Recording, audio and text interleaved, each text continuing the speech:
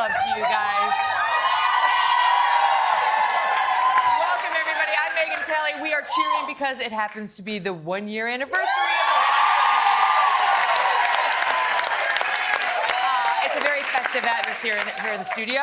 Brought my party dress. But it is no party down in the Beltway, nor is it ever. So we're going to get you up to speed on what's happening, the latest with Supreme Court nominee Brett Kavanaugh. He spoke out on camera for the first time about the allegations against him, and it is clear he's ready for a fight. Joining me now to discuss what's making the rounds today, NBC's Craig Melvin and Jacob Soboroff, and co-host of PBS's In Principle, Amy Holmes. Good to have you guys here. Hey, happy anniversary. Thank you. Thank you for being a part of it. I love your sexy party dress. Yeah, my leather. It's genuine leather. So in an interview last night with Fox's Martha McCallum, Judge Kavanaugh denied all allegations of sexual misconduct against him and defended his record. Just hours earlier, in a letter that he sent to senators, Kavanaugh called the accusations smears, and we're going to discuss all of it. But first, NBC's Peter Alexander will get us caught up. Watch. I'm not going to let false accusations drive me out of this process. Overnight, embattled Judge Brett Kavanaugh, his wife Ashley by his side, vowing he won't withdraw. I'm not going anywhere.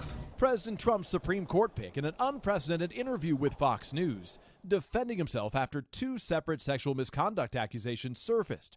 One when he was at college at Yale, the other when he was a teenager in the 1980s. The truth is, I've never sexually assaulted anyone in high school or otherwise. I am not questioning and have not questioned that perhaps Dr. Ford at some point in her life was sexually assaulted by someone in some place. But what I know is I've never sexually assaulted anyone. Kavanaugh deflecting when asked if he'd welcome an FBI investigation, instead calling for fairness and a chance to clear his name. I know I'm telling the truth. I didn't do this or anything resembling this. This is wrong. Ashley Kavanaugh backing her husband. He's decent, he's kind, he's good, I know his heart.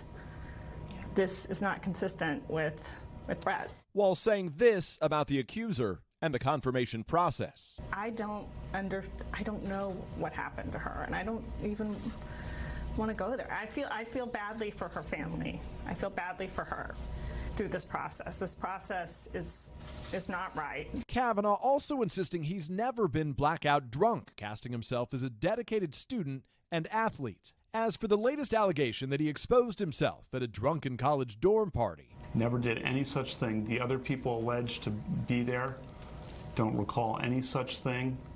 If such a thing had happened, it would have been the talk of campus. In deeply personal terms, acknowledging he wasn't sexually active at the time. I did not have sexual intercourse or anything close to sexual intercourse in high school or for many years thereafter. So you're saying that through all these years that are in question, you were a virgin? That's correct. President Trump earlier standing by his nominee. Judge Kavanaugh is an outstanding person, and I am with him all the way. Kavanaugh's first accuser, Christine Blasey Ford, preparing to testify before the Senate Judiciary Committee Thursday. In a recent letter to Chairman Chuck Grassley obtained by NBC News, Ford writes, "While I'm frightened, please know my fear will not hold me back from testifying." Amid protests on Capitol Hill, Democrats demanding the FBI investigate, with Senate Republicans announcing an up or down vote on Kavanaugh soon. Even by the far left's standards, this shameful smear campaign has hit a new low. Wow, a lot to unpack there. Can I just tell you, it just makes me feel so sad that this is the state of our country. You know, you've got those accusations, you've got him denying it, you've got Michael Avenatti, who is making outrageous allegations. If they're true, there's no way Brett Kavanaugh can or should be confirmed to the Supreme Court. And if they're not true, then Michael Avenatti should lose his right to appear on television. His accusations are so outrageous they will not be repeated here. Kavanaugh was asked about them last night, and he denied them. But Avenatti's been out there trying to tease people that he's got some third accuser with the most incendiary claims of all. If you've got it, then have her come forward. You don't tease allegations of rape. You don't tease. You either make them or you don't. He's out of line. He's out of line. But this has become, as I said yesterday, so politicized. Right. Ted Cruz and his wife got shouted right out of a restaurant last night. Violent shouts at him and his wife in a way you could see his wife was jarred, saying, "Vote no on Kavanaugh. You know, women must be believed." Women are entitled to a fair hearing, not necessarily to blanket belief upon making the accusation. That's what we've been fighting for. And the whole thing just leaves me feeling so uncomfortable. Very uncomfortable. Go ahead, I watched the interview last night with Shannon Bream, and I have to tell you... Martha McCallum. Martha McCallum. Yeah.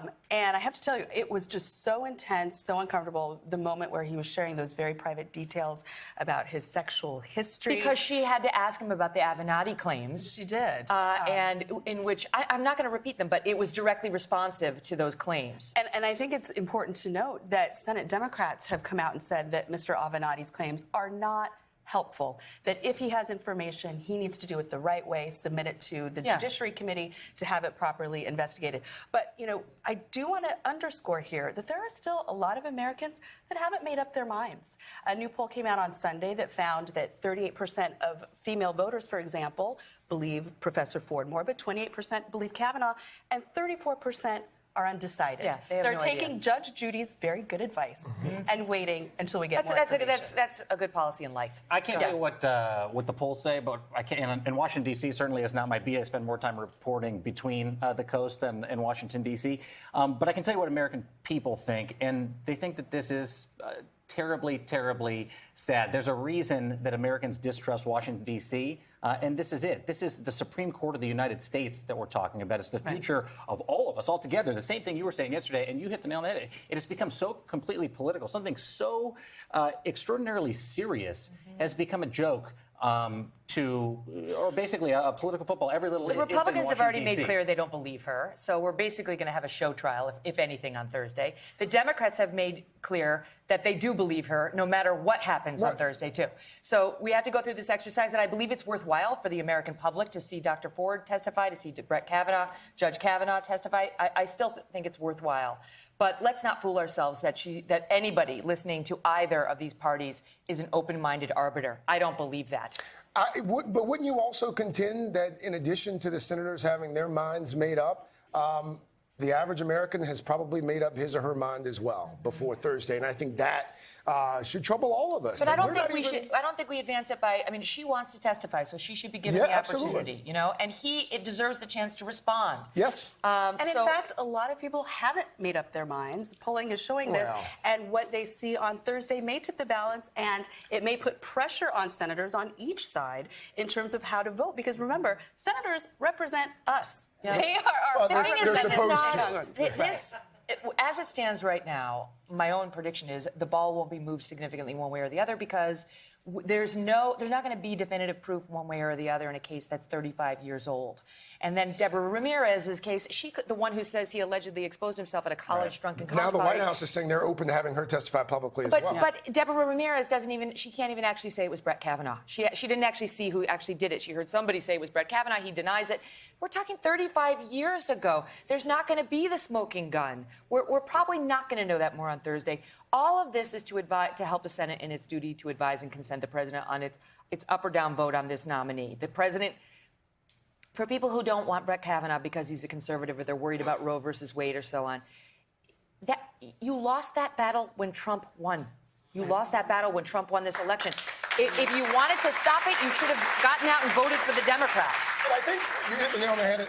Once again, I don't think a lot of people realize that even if Kavanaugh's voted down, the man or woman who is nominated will be politically a lot like Brett Kavanaugh. Absolutely. In fact, if you're Trump, you're going to pick somebody farther to the right, and you're going to try to rush it through. If you're Mitch McConnell and running the Senate, and I think Democrats who believe they're going to flip the Senate in the midterms and then take back control and get a liberal justice in there. First of all, President Trump still gets to appoint the person, so it's not going to be a liberal justice.